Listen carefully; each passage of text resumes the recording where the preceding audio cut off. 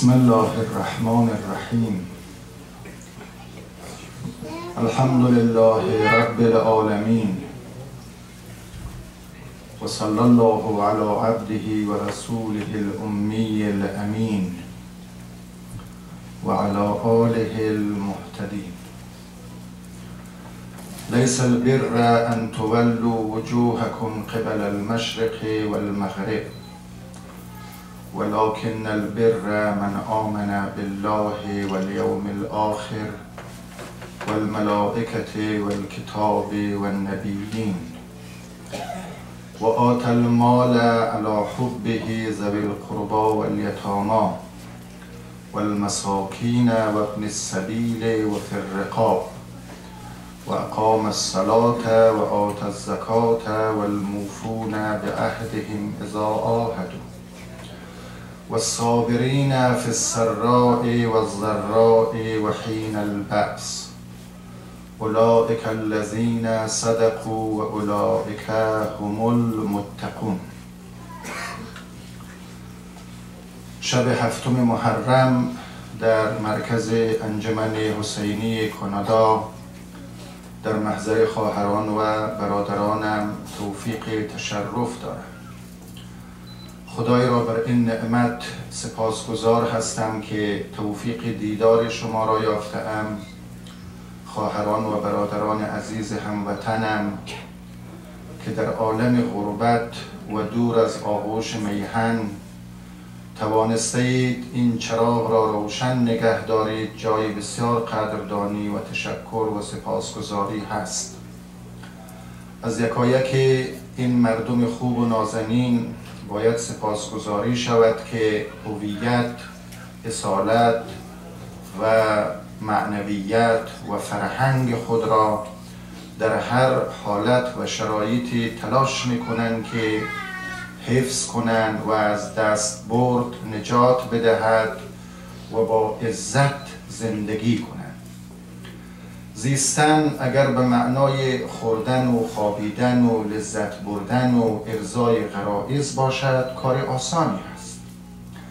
اگر زندگی همین باشد که آدم لقمه به دست بیاورد و بخورد و غفلت محض از همه مسائل داشته باشد کار بزرگ انجام نداده. این کار را با کمال معذرت عرض می کنم حیوانات هم می کنند.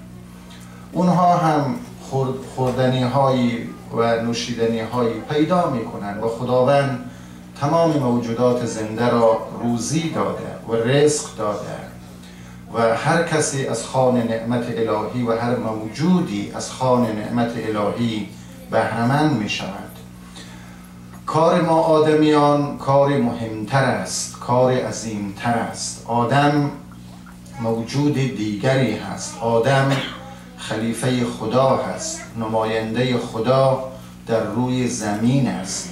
انسان مسجود ملک هست و این شوخی نیست که خدای در قرآنش فرموده که فقعوا له ساجدین.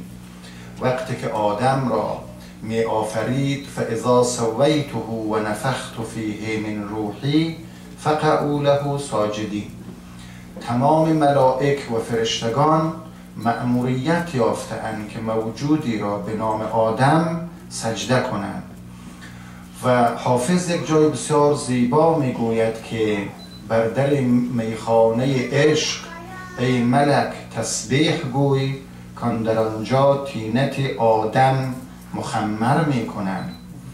صبحدم از عرش می آمد خروشی عقل گفت قدسیان گویی که شعر حافظ از بر می کنند.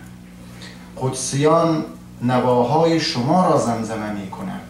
کروبیان ذکر شما را رقابت می کند و غبطه می خورد که چرا در مقامی قرار نگرفته اند که مسجود باشند و مورد عنایت ذات حق باشند. به هر ترتیب می خواهم عرض کنم که انسانیت ما، دیانت ما، معنویت ما فراتر از امر خوردن و خوابیدن و سکنا گزیدن و خانه خریدن و ماشین خریدن و امثال این حرفا هست. آدمیت یک مقام است. ما آدمیان به دنبال مقام هستیم دیگه، سرگردان این طرف و اون طرف تقلا میکنیم، تلاش میکنیم و کوشش میکنیم که یک مقامی را به دست بیاوریم. فکر میکنید که چی مقامی خوبه؟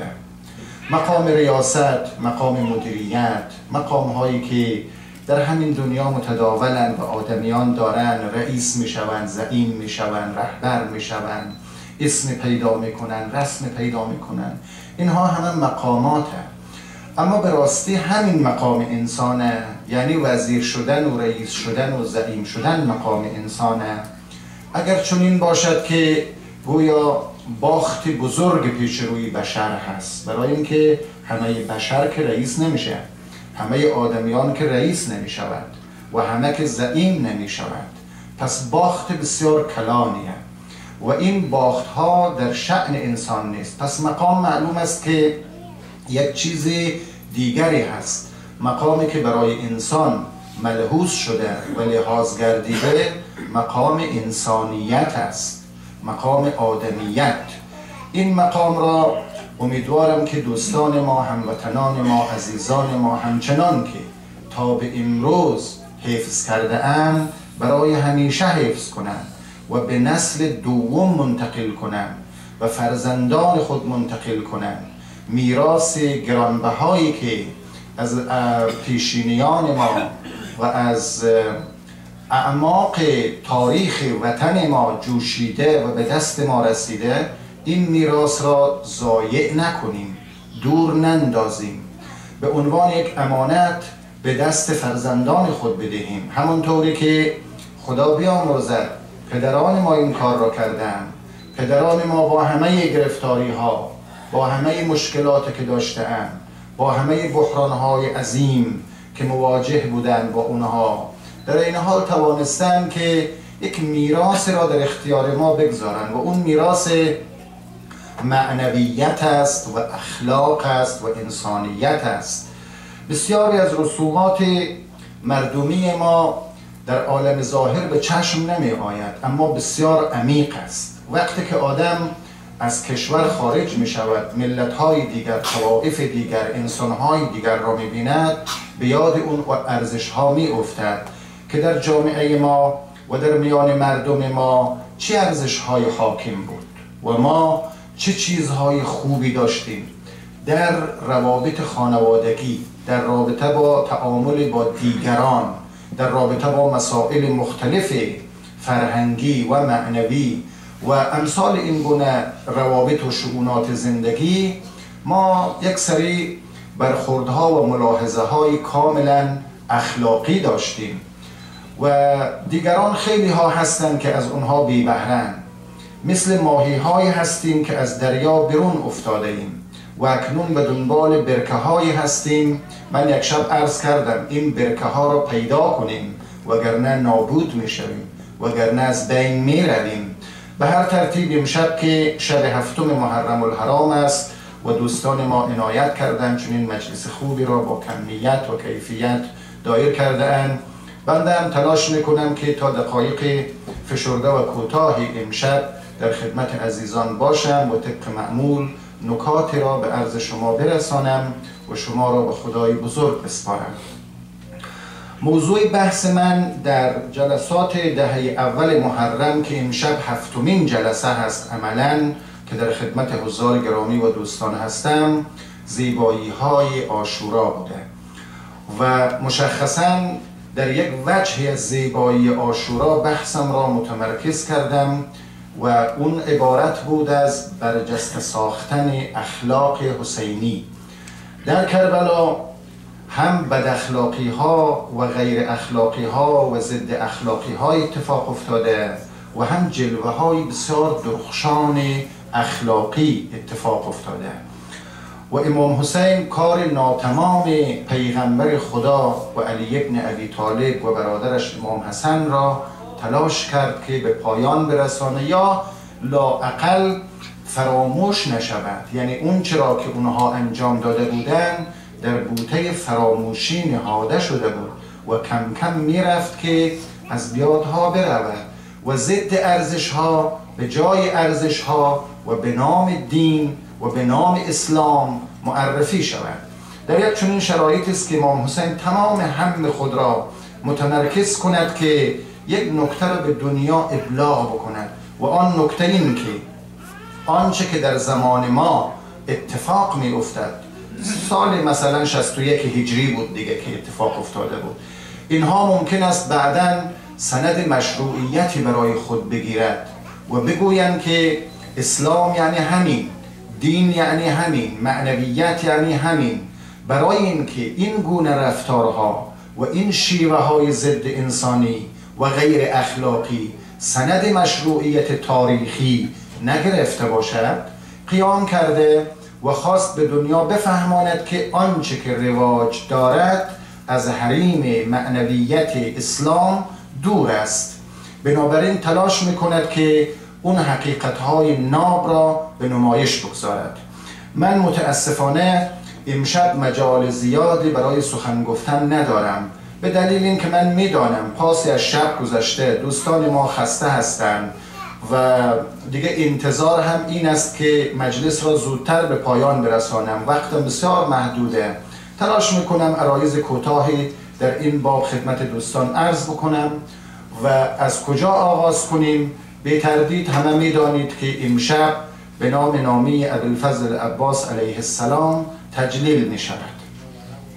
وقتی که نامی عباس ابن علی به میان می آید، مفاهیم بسیار برجسته اخلاقی جلوی روی انسان سبز می شود، قامت برمی افرازد، مانند شجاعت، غیرت، وفا، ایثار، دلدادگی، عاشقی. تمام مفاهیم ارزشی در جلوی چشم انسان نمایان می شود. نام ابوالفضل عباس گره خورده با وفا و وفاداری و وفا یک مسئله اخلاقی هست، همونطور که ایثار یک مسئله اخلاقی است، همونطور که شجاعت یک مسئله اخلاقی است و همه اینها منشأ یافته از یک ایمان نیرومند است. من در طول 3 ماهی که در این مرکز شریف هستم، شبهای جمعه یک سری مباحث مبسوطی را در این جمع توفیق داشتم که در این مکان ارائه بدهم که اخلاق را در آینه ایمان هم بررسی کردم. اخلاق در حوزه‌های مختلف معرفت بشری بست یافته، رشد کرده. آدمیان، مصلحان، متفکران، اندیشوران از زمان سقراط و افلاطون به این طرف در رابطه با اخلاق سخن گفته‌اند و دانشمندان و فلاسفه اخلاق معاصر در باب اخلاق داد سخن داده‌اند. تمام هم مصلحان و متفکران دوراندیش و انسانیت اندیش انسان و بشر بر این بوده که انسان را و بشر را اصلاح بکنه و یک اصلاحات را در میان آدمیان به وجود بیاورند. اما وقت اخلاق در آینه ایمان مورد بررسی قرار میگیرد، رنگ دیگری به خودش میگیرد، بوی دیگری به خودش میگیرد، عطر دیگری از آن استشمام میشود و یک فراخنای بزرگ جلوی روی انسان دیده میشود، عوالم دیگر گشوده میشود و این از خصوصیت ایمان است. من در رابطه با ایمان هر چقدر که می اندیشم، قطع نظر از مسائل کلامی که ایمان چه معنا دارد، آیا ایمان تصدیق به قلب است به تنها، که یک نظریه است. یک نظریه بین علمای علم کلام این است که الایمان هو تصدیق بالقلب، همین ایمان تصدیق به قلب است. نظریه دیگر این است که الایمان هو تصدیق بالقلب و اقرار باللسان، این که آدم به زبانم اقرار بکنه که خدا هست، قیامت هست، ملائکه هست، انبیا بر حقن و امثال این حرفا. نظریه سومی هم وجود دارد که الایمان هو تصدیق بالقلب و اقرار باللسان و عمل بالارکان. این تعبیر سوم هم بین علمای متکلم شیعی ما بیشتر رواج دارد که ایمان را دارای 3 رکن می‌داند. یکی این که اعتقاد قلبی باید باشد، دیگر این که اقرار به زبان باشد، سوم این که عمل بالارکان باشد، یعنی این اعضا و جوارح هم حرکتی داشته باشد، کاری انجام بدهد و فعالیت عبادی و اخلاقی داشته باشد. اینها همه سر جای خودش محترمه. من از تمام این کوچه ها که عبور میکنم به بنبست میخورم. به لحاظ معرفت شناختی ایمان را نمیشود در حوزه گزاره های منطقی و فلسفی شما جای بدهید. ایمان یک کیفیت نفسانی هست. کیفیت نفسانی حالت است. این حالت برخواسته و منشأ یافته از یک منبع خروشان دیگری میتواند باشد که مخصوص آدمیان هست، یعنی غیر از تعقل و عقلانیت و تفلسف و استدلال و اقامه برهان و پرداختن به علوم تجربی و امثال اینها، آدمیان در ذات خودش یک سری جاذبه هایی دارد که از اون جاذبه ها تعبیر می شود به عشق. تنها انسان عاشق است، هیچ موجود دیگری عاشق نیست. حافظ در این رابطه بسیار زیبا مطلب را بیان کرده که در ازل پرتو حسنت ز تجلی دم زد، عشق پیدا شد و آتش به همه عالم زد. عقل میخواست که از آن شعله چراغ افروزد، برق غیرت بدرخشید و جهان برهم زد. مدعی خواست که آید به تماشاگه راز، دست غیب آمد و بر سینه نامحرم زد. مدعی میخواست که این عشق را در سینه انسان بسوزاند و آدمی را خشک و منجمد و افسرده معرفی کند و به آدمی بقبولاند که اون آتشی که باید در درون تو مشتعل و شعله ور باشد وجود ندارد. اما دست غیب آمد و بر سینه نامحرم زد. بگذرم از این گونه مفاهیم در ادبیات عرفانی ما فراوانه. ریشه و اساس و منبع در حقیقت اصلی و اساسی ایمان عشق است و عشق مخصوص آدم است. امروز یک متنی را بهش برخوردم، بسیار از این متن خوشم آمد. مایلم که این متن را با شما در میان بگذارم. جدیداً، یعنی همین سالهای جدید و متأخر، 2-3 سال می شود که جناب دکتر حسین الهی قمشه‌ای یک کتابی نوشته است به نام در قلمرو زرین. یک همچین کتابیه. در این کتاب گفته ها و عرض کنم که کلمات قصار بزرگانی از اهل دانش جهان را جمع آوری کرده، غربی، شرقی، متقدمین، متأخرین. بسیار کتاب ارزشمندیه. مخصوصا برای جوانها توصیه میکنم که اگر بتوانید این کتاب را تهیه کنید. مثلا شعرهای اشعار شکسپیر هست اونجا و دیگر شعرهای غرب، گوته و امثال اینها وجود داره و از قدمای ما مثل مولانا، حافظ، سعدی همه هست و از متأخرین هم هست. کتاب بسیار ارزشمندیه. نقل قولش از بزرگانه.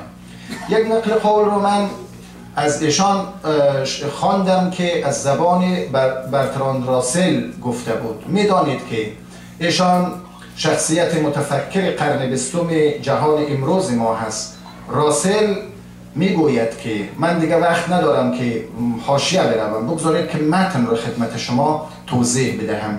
راسل میگوید که 3 شوق بسیار ساده تمام زندگی مرا در بر گرفته و بر من فرمان رانده است. 3 شوقی که در ظاهر ساده است، همه هم دارن، شاید به اون اعتنا هم نمی کنن، اما تمام زندگی مرا در بر گرفته و بر من فرمان روایی کرده.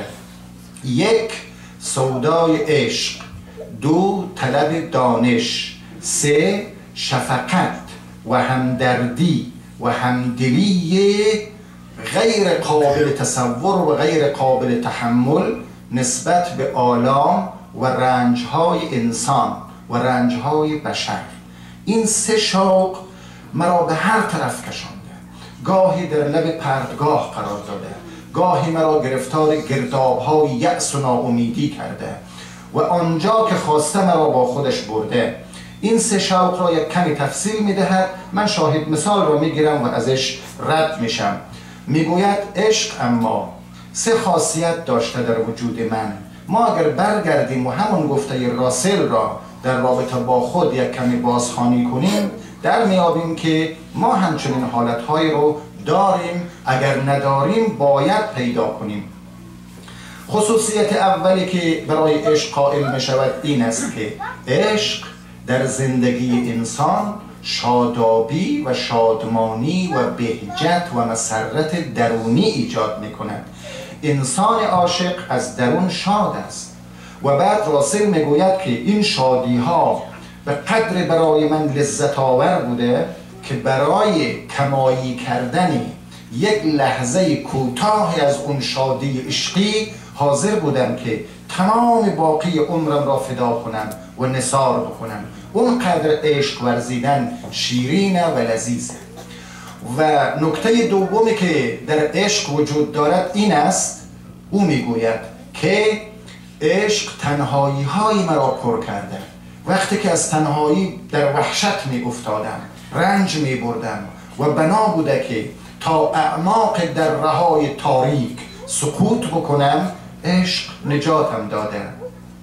سه دیگر این که بهشتی را که قدیسان و شاعران در عالم خیال تصویر می کنند و می پردازند، در اتحاد عشقی در یک میناتور زیبای عرفانی با چشمان خودم دیدم. من بهشت را دیدم، سوار بر بال عشق تا آنجاها پرواز کردم. و اما مطلب دومی که ایشان مطرح میکند و برای من جالب بود این است که من همواره به دنبال طلب علم و طلب دانش بودم. دانش هم خصوصیات داشته. او میگوید آرزو داشتم که اسرار درون آدمیان را کشف کنم، اسرار درون آدمیان را بفهمم و بدانم. به راستی که این یک آرزو هست. راسل هم آرزو کرده، نمیگوید که من رسیدم، چون اسرار درون انسان را هیچ کسی نمیتواند کشف کند. حتی خود انسان قادر نیست که اون اقلیم بی انتها را و اون کرانه های ناپیدا را فتح بکند. از محالات است. انسان موجود تو بر تو و پیچیده هست که از خود هم نمیتواند تعریف ارائه بدهد. بنابراین او میگوید بسیار آرزو کردم که در حوزه دانش و علم بتوانم که انسان را بشناسم. خیام گویایی که در این رابطه فصل الخطاب آخره، خیام در رابطه با انسان میگوید که اسرار ازل را نه تو دانی و نه من، این خط معما نه تو خوانی و نه من، هست از پس پرده گفتگوی من و تو، چون پرده برافتد نه تو مانی و نه من. و نکته دومی که در باب دانش میگوید این است که میگوید میخواستم اسرار ستارگان را بفهمم، راز ستارگان را کشف کنم. و نکته سوم در رابطه با دانش این است که میخواستم مناسبات فی ما بین آدمیان را و از همین قبیل مسائل را ردیف میکند که مجال بسط و توسعه‌اش در این مجلس نیست. و بعد میگوید که این دو آرزو یا این دو نیرویی که بر من حاکم بوده مرا به سمت آسمان بالا میبردند. عشق هم انسان را به پرواز در میآورد، دانش هم انسان را به پرواز در میآورد و به سمت آسمان میبرد آدم را. اما راسل میگوید که من در آسمان نماندم، یک جاذبه قوی و نیرومند دیگری بر من حاکم بود که دوباره مرا به زمین برگردان. و اون جاذبه‌ای که از آسمان‌ها مرا به زمین برمیگرداند شفقت و همدردی نسبت به آلام و رنج‌ها و دردهای انسان بود. انسان موجود گوشت و خوندار که در این عالم می آید توأم با رنج و عذاب و شکنجه است و این رنج و عذاب و شکنجه بر آدمی گران تمام می شود اگر به مقام عشق و به مقام دانش رسیده باشد. اگر به مقام عشق و دانش رسیده باشد در آسمان ها نمی ماند. پیامبران تفاوتش با عارفان در اینجا ظاهر می شود که پیامبران به معراج می روند، از معراج بر می گردند.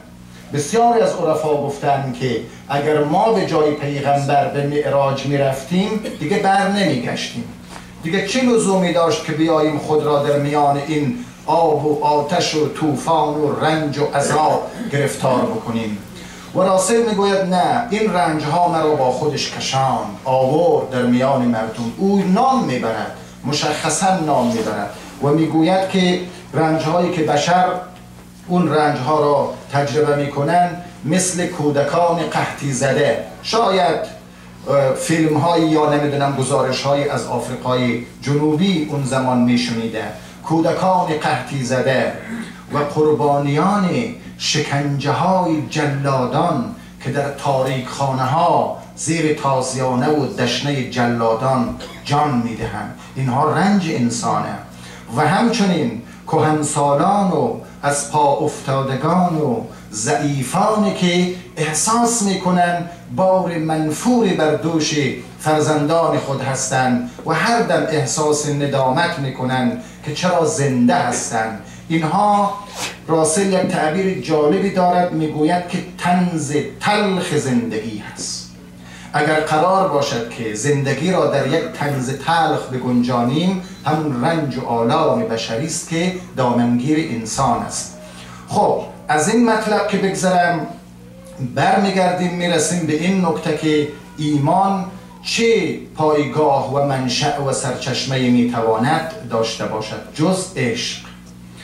عشق است که آینه می شود. ایمان از همون آینه قابل رؤیت و قابل تصویره. جایی که راسل ادعا می کند که من به وسیله عشق بهشتی را که قدیسان و شاعران در خیال می پرورانند با چشم دیدم، در میناتور و صفحه روشن عرفان دیدم. پس ما می توانیم، ما هم این امکان را داریم که اون بهشت را ببینیم. از کجا ببینیم دوستان من؟ از آینه کربلا، از آینه اخلاق حسینی، از اونجایی که این آینه به قدر شفاف و زیبا و روشن و تمام نما و جهان نما و آن جهان نما هست که همه زیبایی ها را برای ما برجسته می سازد، به شرط این که یک کمی تأمل کنیم، یک کمی دقت کنیم. یکی از معایبی که اجتماع ما دارد متاسفانه این است که حسینی بودنشون سالیانه هست. سال 3-4 شب حسینی می شوند، سال 12 ماه. در طول این 12 ماه هر کسی به دنبال کار خودش هست، یادش می رود نه حسین، نه ابوالفضل، نه عباس، نه ارزش های کربلا، نه اخلاقیات کربلا. من جسارت نمی کنم، صرفاً واقعیت اجتماع را گزارش میدم. شاید تقصیر کسم نباشه، خب همه عادت کرده. بعد شب هفتم که شد هر کسی از یک گوشه سری میزند که ببینه علم ابوالفضل چگونه برپا میشود. این نیست ابوالفضلی شدن. حقیقتاً باید اعتراف کنیم، یک کمی باید تکان بخوریم. بگذارم چگونه ما میتوانیم اون همه زیبایی ها را از کربلا بیاموزیم؟ در اثر مداومت، مراقبت، مواظبت. در سلوک مسئله مواظبت و مراقبت حرف اول رو میزنه. در باب اخلاقیات، در باب تربیت، در باب تکامل اجتماع، شدن، سیرورت، رفتن، تکامل، مداومت لازم دارد. چنین نیست که سویج برق باشه که بزنی روشن شود و وقتی هم که رفت خاموش بود اشکالی ندارد. این نفس در حال پروردن باید باشه. ایمان هم پروردنی هست، عشق هم اتفاقا پروردنیه. درست است که عشق در ذات هر انسان وجود دارد از آغاز، اما اگر تو نپرورانی اون شعله خاموش می شود. مدعی کار خودش رو می کند، به قول حافظ مدعی در تماشاگه راز وارد می شود. مدعی خواست که آید به تماشاگه راز. او مدعی وقتی وارد تماشاگه راز شد دیگه اون سرزمین تبدیل به یک تکه یخ می شود و باطن انسان منجمد می شود و عشق فرو می میرد، اون شعله خاموش می شود. این مداومت لازم دارد. از این نکته هم بگذرم، یکی دو نکته را در رابطه با اون موضوع بحثم مطرح کنم و شما را به خدای بزرگ می سپارم. در رابطه با اخلاق حسینی من دیشب حدیثی را خدمت دوستان قرائت کردم از رسول گرامی اسلام که معاذ بن جبل را والی یمن قرار داد و به او دستور داد که وقتی ولایت میکنی و زعامت مردم یمن را بر عهده تو می سپارم، به این دستورالعملها مو به مو عمل کن و تمام این دستورالعملها اخلاقی بود.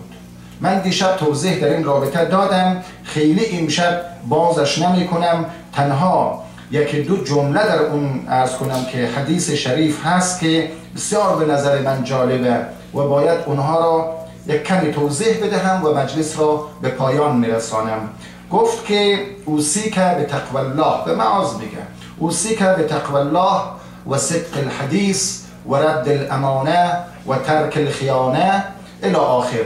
اون جمله‌ای که امشب میخواهم خدمت دوستان توضیح بدهم اینه: و حفظ الجار و رحمت الیتیم. شما نسبت به همسایه های خود باید حساس باشید. ما بسیاری از این مسائل رو اساساً جزء واجبات شرعی نمیدانیم. فکر میکنیم واجبات شرعی یعنی همین که خب ما نماز که میخوانیم دیگه، بعد اگر یک سنگم به شیشه همسایه زدیم اشکالی نداره، خب برای که ما نماز میخوانیم. اگر پرخاشم کردیم، صدا را هم بلند کردیم، نعره هم زدیم، از خوابم بیدارش کردیم، مشکلی نداره، برای که ما حسینیه رفتیم. ما اگر حتی حق همسایه را هم ضایع کردیم هیچ اشکالی نداره، برای که ما سینه زدیم. ما شب هفتم رفتیم ابوالفضل گفتیم دیگه. در حالی که اینها همه قالب ها هست، اینها همه آیین های هست که اگر محتوا نداشته باشد وزر وبال گردن ما هست. اینا بارهایی هست بر دوش ما. زمان ارزش دارد که اون محتوای لازم رو داشته باشه. به همسایه هایتون فکر کنید. من از همین مجال استفاده می کنم. مردم خوب و نازنین، خواهران من، برادران من، شما در کشور مثل کانادا زندگی می کنید، در یک شهر زیبای پیشرفته مدرن جهان مثل ونکوور زندگی می کنید. اینجا همسایه های شما شاید گرسنه نباشه و نیازی به شما نداشته باشه. آیا به فکر اقارب و بستگان و ذوی القربا و محارم و نزدیکانتون هستید؟ من باید خدمت دوستان این نکته را عرض کنم. بسیاری از مصارفی را که شما به نام مثلا ثواب انجام میدهید بیجا هست. بسیاری از مصارفی را که ما انجام میدهیم، من نام نمیبرم برای اینکه ممکنه به عده‌ای بر بخورم، ولی صرفا تنبه میدهم. وظیفه من است که تنبه بدهم. از محارم دور شما حتی اگر یک دانشجویی توان ادامه تحصیل نداره و تو می توانی دستش را بگیری و تو می توانی هزینه 1 سال دانشگاهش را تأمین کنی، نمی کنی، اما همین پول را مصرف می کنی بری کربلا. من قضاوت نمی کنم، بگذار امام حسین قضاوت کنه. من هیچ در این رابطه نمی گویم. عقل قاصر من و اخلاق حسینی اما حکم می کند که همینجا بایست، رو به قبله، بگو السلام علیک یا ابا عبدالله، به او سلام بده، زیارتنامه را بخوان، بگو آمدم کربلا، اینم هزینه راهمه، 5000 4000 10000 این هزینه راهمه. آقا اجازه بده که ایره بفرستم برای 10 تا دانشجویی که آینده فرهنگ، آینده دین، آینده اسلام، آینده وطن، آینده سرنوشت من و مردم به دست او رقم میخورد. بگذار او حسینی باشد، بگذار اخلاق در جامعه من و علم و دانش و عشق و امید و شوق در جامعه من احیا بشود. آیا حسین این رو نمیپذیره به عنوان یک زیارت؟ از شما نمیپذیره؟ من از شما سوال میکنم فقط. و از اینها گذشته، از این عاشورا تا اون عاشورا کسانی هستند که خب حضور پیدا میکنن. شب 7 محرم مسابقه هست، رقابته. این میگه شب هفتم من نان میدهم، او یکی میگه من نان میدهم. این میگه من نظر شب تاسوعا رو میگیرم، او یکی میگه من نظر شب تاسوعا رو میگیرم. خیلی خوب، خدا قبول کنه، امام حسین هم قبول میکنه. بارکالله، این رقابت جالبیه. مهمانان امام حسین رو اطعام میکنید، پذیرایی میکنید، از اونها به خوبی استقبال میکنید، بسیار ارزش داره. بارکالله. اما فکر کردید که اگر پایگاه نداشته باشید، اگر شمعی در اینجا روشن نباشد، اگر کمیونیتی موفق نداشته باشید، اگر سازماندهی موفق نداشته باشید، دیگه شب تاسوعا ندارید. اگر شب تاسوعا داشتید، جایش را ندارید، مکانش را ندارید. نمیدانم تجربه نکردید در همین شهر؟ به این نمی اندیشیم که تا محرم آینده اگر من حضور شخصی پیدا نکنم این ساختمان چگونه خواهد شد؟ چه برنامه هایی در این ساختمان اجرا می شود؟ چه کارهایی انجام می گیرد؟ چه محتوایی دارد این تأسیسات و این انجمن و این پایگاه؟ چه خدماتی را می دهد؟ اگر خوب استفاده کنم و دیگران را تشویق کنم و اگر نقص دارد کمک کنم که اون نقص ها برطرف شود، نه اینکه کمر را ببندم به خصومت و بگویم تو چنینی و تو چنانی و دنبال متهم بگردیم، مچگیری کنیم. اینها مسائلی هست که فکر میکنم کمتر به این گونه مسائل توجه می شود. دوستان من، خواهران من، برادران من، هموطنان عزیزم، آینده در دستهای شماست، با دستهای شما ساخته می شود. تلاش کنیم، همت کنیم. وقتی رسول گرامی اسلام میگوید و حفظ الجار، اینجا اگر همسایه گرسنه و فقیر و برهنه نداشتی، پایگاهت را حفظ کن، سنگرت را حفظ کن. اگرچه تعبیر سنگر ممکنه یک کمی خشونت آلود باشد، اما به هر حال سنگره. معنویت هم سنگر میطلبد. مسجد سنگره، حسینیه سنگره. اگر این خاکریزه ها فرو بریزد هیچ چیزی دیگه باقی نمیماند. حفظ الجار. و نکته دیگری که اینجا باز به نظرم در این روایت مهمه و رحمت الیتیم، به یتیمان برس معاص. وقتی والی میشوی چنین نپندار که تو تنها برای سلطه و فرمان دادن و دستور دادن و مسلط بودن رفته ای. به یتیمان توجه کن، به اونها ترحم کن. بگذارم که در روزگار ما چقدر یتیم وجود داره. یتیمانی که یا در اثر جنگ، یا در اثر گلوله بارانها، یا در اثر فجایع اتفاق افتاده طبیعی بی خانمان شدن. در همین هوای سرد، فضاهای سرد، زیر چادر هم ندارن، آواره مرزها هستن. ممکنه تو بگویی چه کاری از دست من ساخته است؟ کاری از دست ما ممکنه ساخته نباشه، اما دغدغه، نگرانی، اضطراب و دلهرشه که باید داشته باشیم و باید بیندیشیم به این که کسانی هستن از این دست که ما وظیفه داریم اگر توفیق یافتیم کمکشون کنیم. حسن العمل، نیکوکار باشید، خیرخواه باشید، نیکوکاری کنید، نسبت به همدیگر دست همدیگر را بگیرید، نوازش بدهید. من امشب وقت نیست دیگه خیلی از اشعار مولانا مدد بگیرم. اونجایی که مولانا میگفت بیا تا قدر یک دیگر بدانیم که تا ناگه ز یک دیگر نمانیم. این غزل رو تا آخر یک شب خواندم. و قصر الامل و آرزوها را کوتاه کنید. این دنیا گذرا هست، به هیچ چیزتون خیلی ننازید و تلاش نکنید که بگویید ما به جای خدا نشسته ایم. ما به جای خدا نیستیم، ما بندگان خداوندیم. اگر خیلی مقام معنوی بالا پیدا بکنیم بنده خدا میشویم. و از این هم بگذارم که دیشب کمی توضیح دادم. و لزوم الایمان و کظم الغیظ و خفض الجناح، اینها بماند. اگر توفیقی بود انشالله فردا شب خدمت عزیزان توضیح خواهم داد. اما یک نکته دیگر را باز به عنوان اخلاق حسینی یادآور می شوم. در آغاز عرض من گویا گفتم که ما در اسلام یک قاعده زرین اخلاقی داریم. این قاعده زرین اخلاقی هیچ وقت یادمان نرود و عبارت از این است که هم رسول گرامی اسلام گفته، هم علی ابن ابی طالب در وصیت‌نامه بسیار معروفش به فرزندش امام حسن که در نهج البلاغه موجوده و بسیار نامه تکان دهنده و بیدار کننده و حکیمانه و عارفانه هست.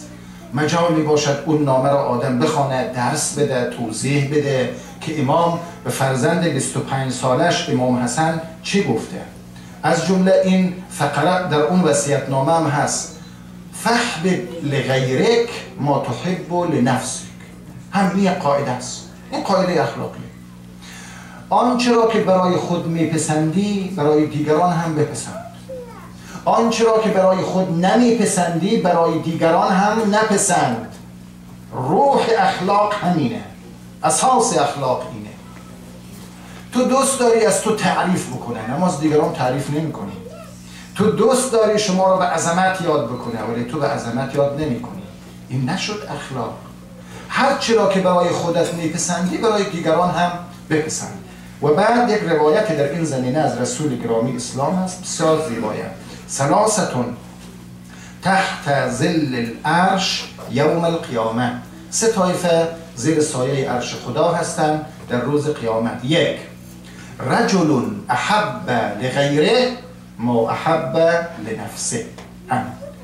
اون کسی که دوست می‌دارد برای غیر خودش اون چرا که روا می‌دارد برای خودش. احترام را اگر برای خودش روا می‌دارد برای دیگران هم روا بدارد. معروفی را اگر از دیگران توقع دارد که انجام بگیرد خودش هم انجام بده.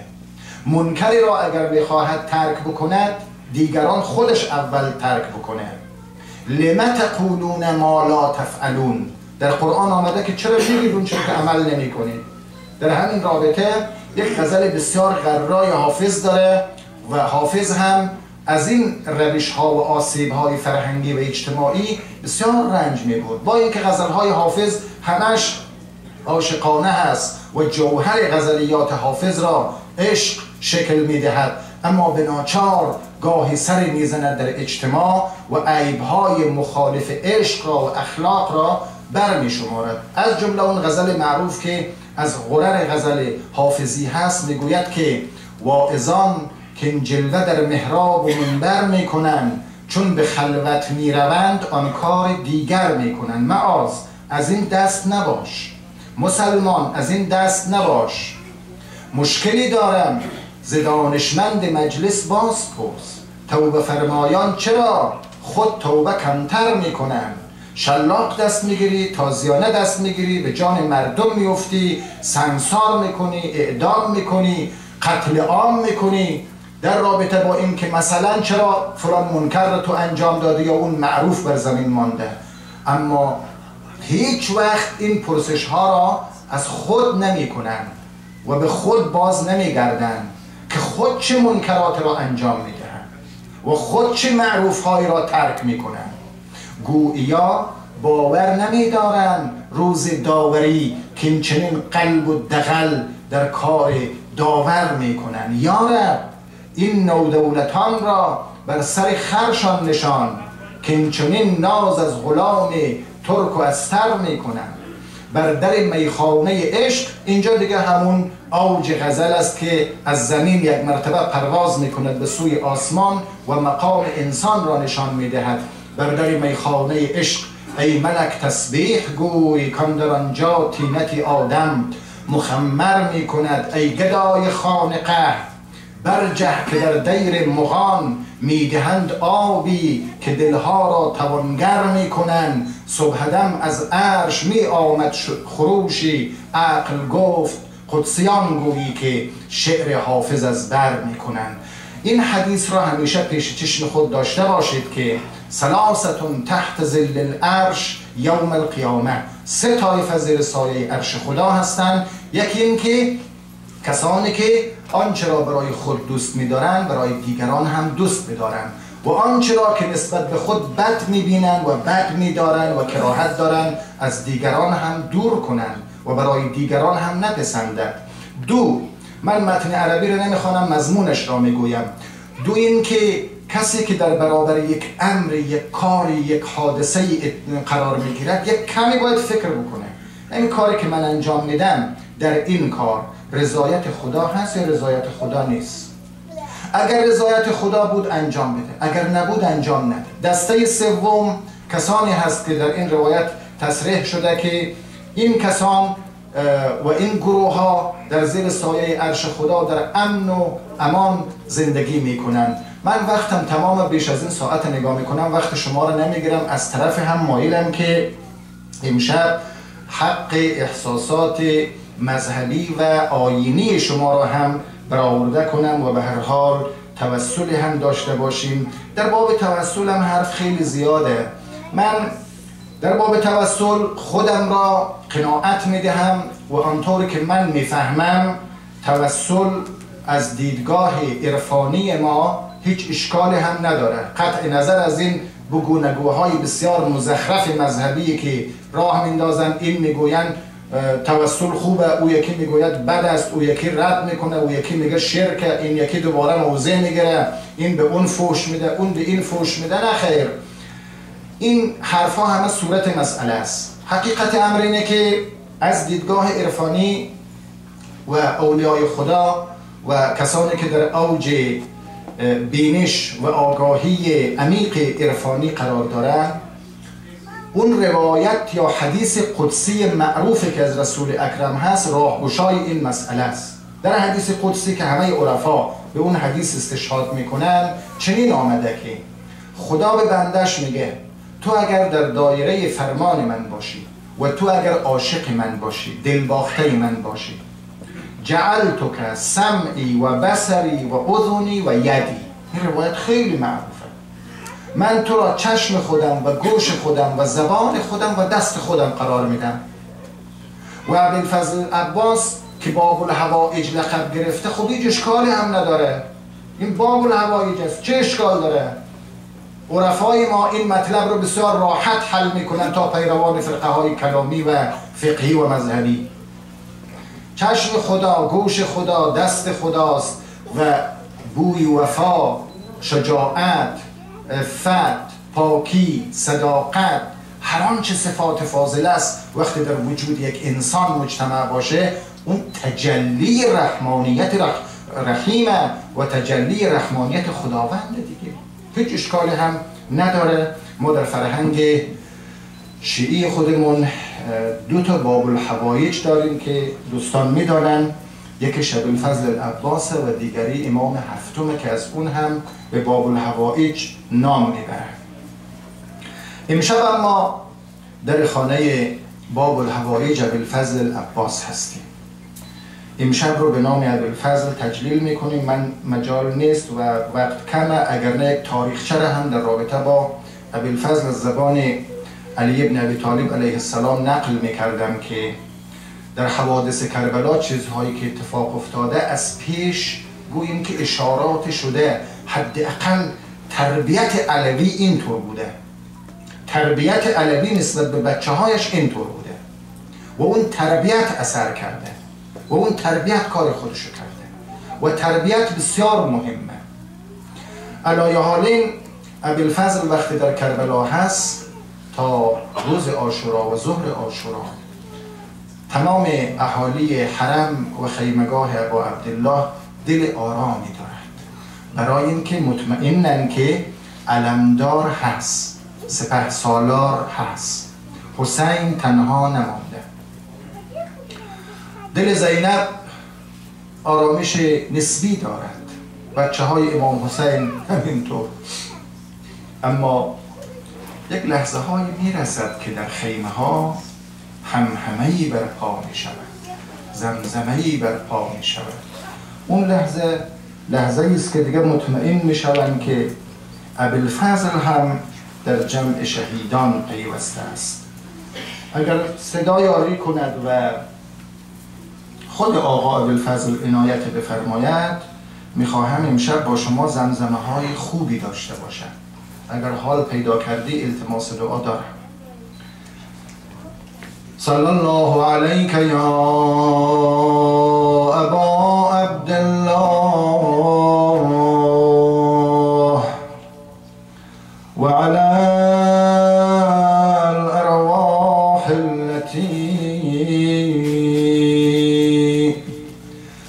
حلت به فنائک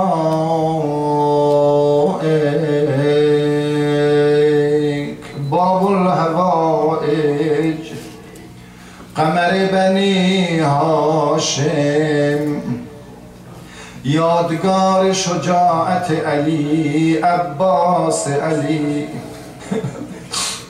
من امشب میبینم جوانها با عشق آمدن. بارکالله جوانها خیر مقدم. من میدانم امشب نوجوانها و جوانها به یاد ابوالفضل آمدن. من اول یه سری اشعار رو زمزمه میکنم، بعد اگر حالی پیدا شد روضه‌ای میخوانم.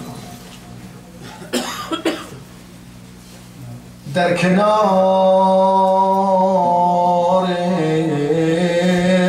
القمر، در کنار القمر سروی ز پا افتاده است. یا گل از گلشن آل عبا افتاده است. از نوای جانگداز ساقی لب تشنگان لرزه بر اندام شاه نینوا افتاده است. شه سوار اسب شد با سر به میدان روی کرد تا ببیند جسم عباسش کجا افتاده.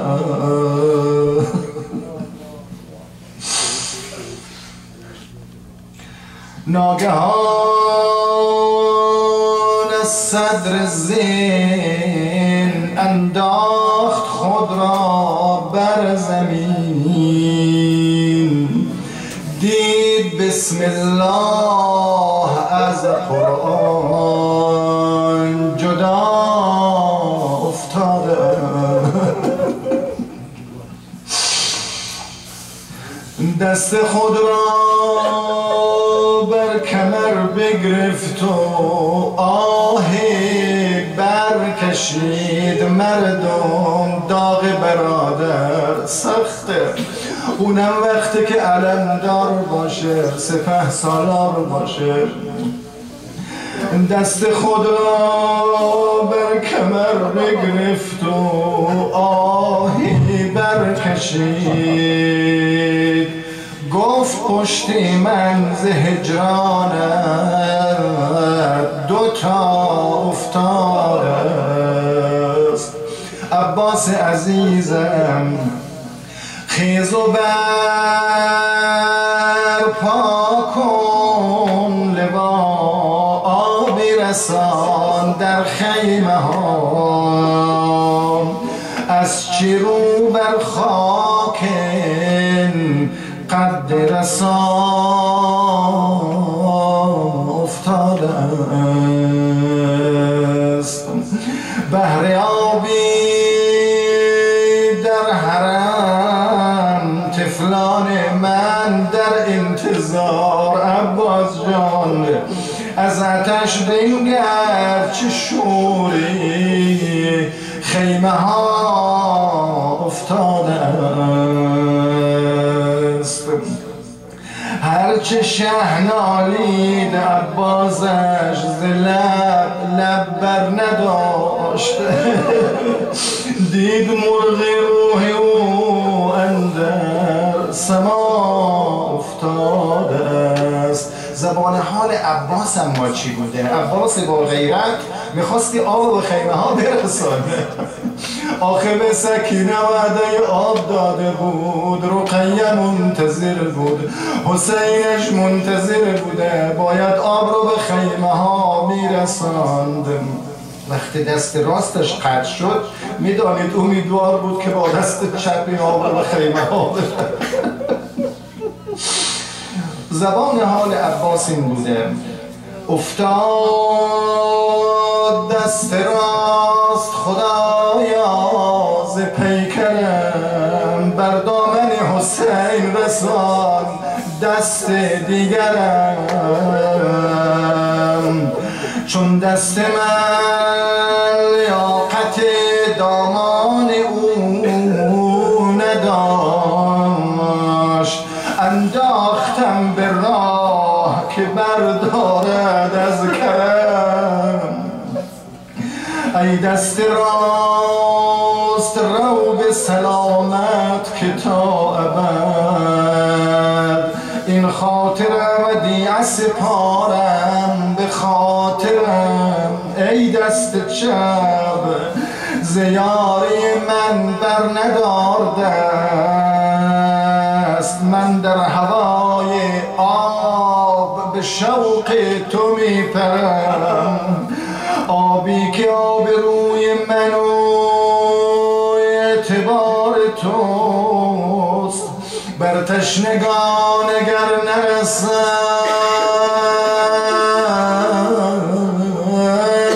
خاک بر سرم. ای دست دامنی تو دست نیاز من، تا همتت به عرصه پیکار بنگرم. دیگه نشد مردم، دیگه من نمیگویم چه شد، فقط یک وقت صدای استغاثه برادر به گوش حسین آمد. صدا زد: یا اخا ادرکنی، حسین عزیزم، دمی آخر لحظه جان دادن، مایلم جمال تو ببینم حسین جان. آقا حرکت میکند، راوی زینبه میگه ذوالجناح حاضر کردم. حسین سوار بر ذوالجناح میشد، پا در رکاب گذاشت، زانوهای حسین توان ندارد. میدانید مردم چه کرد حسین؟ دست در کمر گرفت، رو به جانب نهر القمم. صدا زد: عباسم الان انکسر ظهری و قلت حیلتی. برادر دیگه کمرم شکست، طاقتم تاق شد عباس، اما آمدم برادر، آمدم با چه شتابی زهرم در بر تو، با امیدی که ببینم رخ جان پرور تو عباس عزیزم. یک وقت صدای عباس بلند شد: آقا خون از چشمهایم پاک کن حسین. همین که خون از چشمهای حسینش عباسش پاک کرد، گفت راضی شدم آقا، راضی شدم. چرا؟ میخواستم لحظه جان دادن جمال تو ببینم حسین جان، دیدم، اما یک وصیت دارم فرزند فاطمه، دیگه منو خیمه ها مبر، نعش منو سکینه و رقیه نبینه. آخه من خجالت میکشم عباس با غیرت جوانان. امشب آمدید به یاد ابوالفضل عباس، علم افتاده بر زمینش را بردارید. بارک الله به شما. یه علم است کیست که به صاحب است، یه علم کیست که به صاحب است. این علم از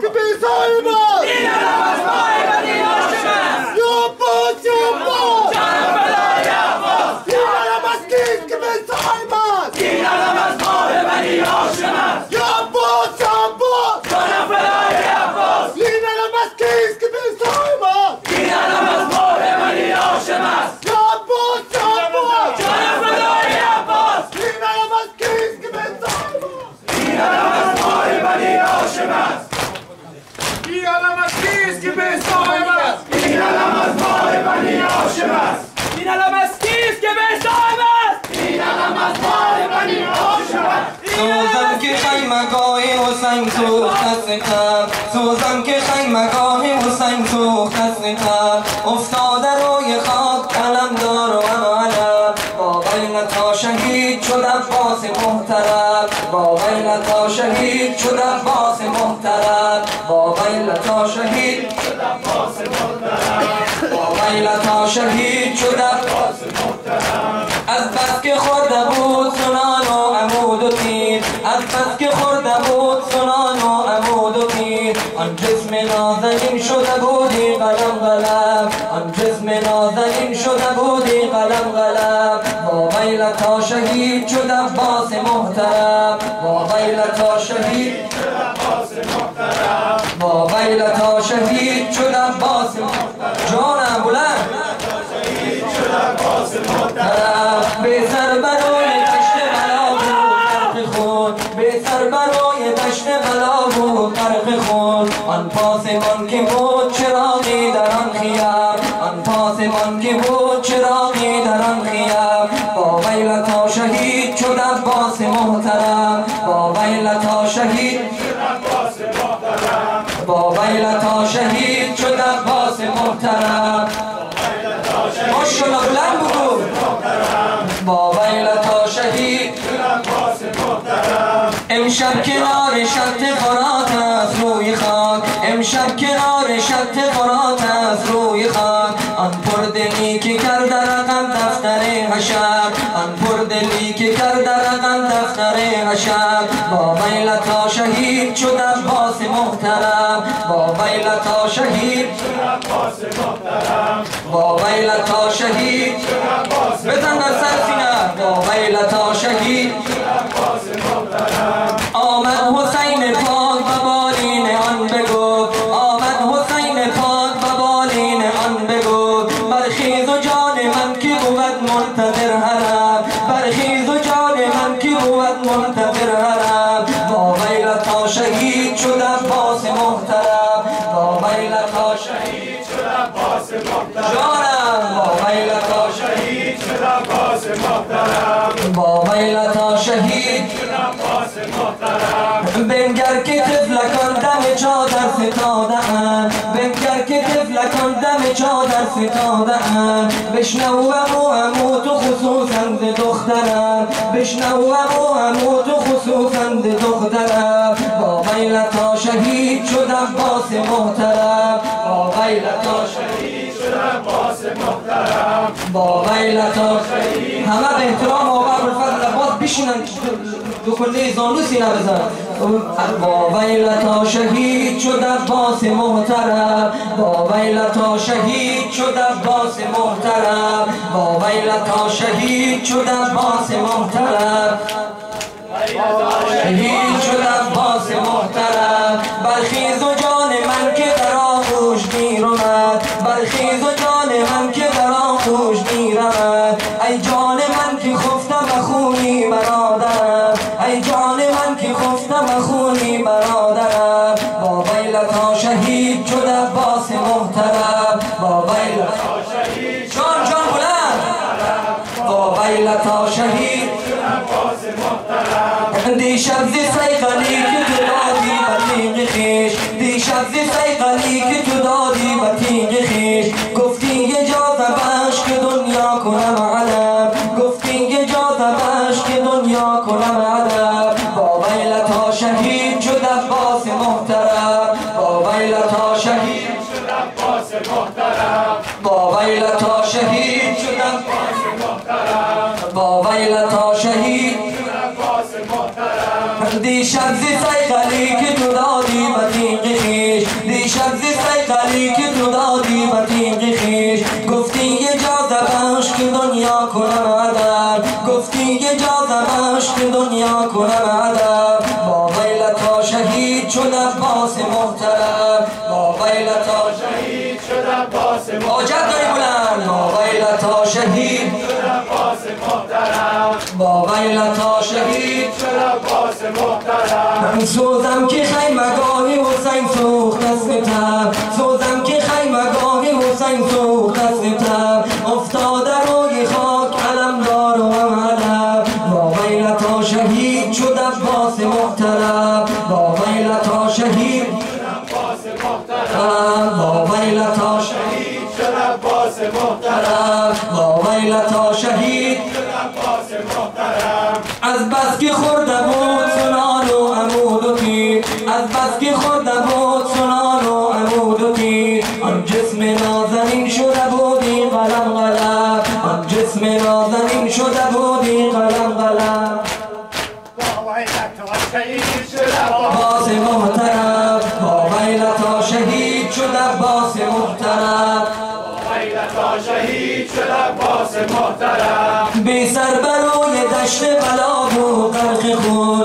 بی سر بروی دشت بلا بود غرق خون آن پاسبان که بود چراغی در آن خیمه امشب کنار شط فرات است روی خواب آن پردنی که کرده رقم دفتر حشر آن پردنی که کرده رقم دفتر حشر با ویلتا شهید شد عباس محترم با ویلتا شهید شد عباس محترم با ویلتا شهید شد عباس محترم